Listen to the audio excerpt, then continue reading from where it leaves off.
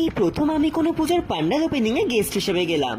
দুপুরের খাওয়া দাওয়াটা চটজলদি সেরেই বসে পড়েছি রেডি হতে, কারণ আজকে আমাকে হালিশহরের বড়মা পুজোর প্যান্ডেল ওপেনিং এ যেতে হবে। শ্যাম্পু করেছি তাই হেয়ার সিরামটা আগে লাগিয়ে নিলাম। জানো তো এখন আমার হেয়ারটা দুদিন শ্যাম্পু না করলে বড্ড অয়েলি হয়ে যায়। কি করা যায় বলো তো? মনে হয় শ্যাম্পুটা চেঞ্জ করতে হবে। মেকআপ শুরু করে দিয়েছি আর খুবই লাইট একটা বেস মেকআপ করেছি, আর এখন করে নিচ্ছি আই মেকআপ। ঠিক করেছি আজকে একটা শাড়ি পরবো, যেহেতু কালী পুজোর প্যান্ডেল ওপেনিং তাই আমার মনে হলো শাড়িটাই বেস্ট আউটফিট হবে। ব্যাস কমপ্লিট হয়ে গেছে মেকআপ, এখন কন্ট্রোল করে নিচ্ছি। আই মেকআপটা আজকে খুবই হালকার উপরেই করেছি। 6:30 নাগাদ প্যান্ডেলে পৌঁছতে হবে, বাট আমি 4টের থেকে রেডি হওয়া শুরু করে দিয়েছি, কারণ আমার তো এমনিতেই সব জায়গাতে যেতেই লেট হয়ে যায়।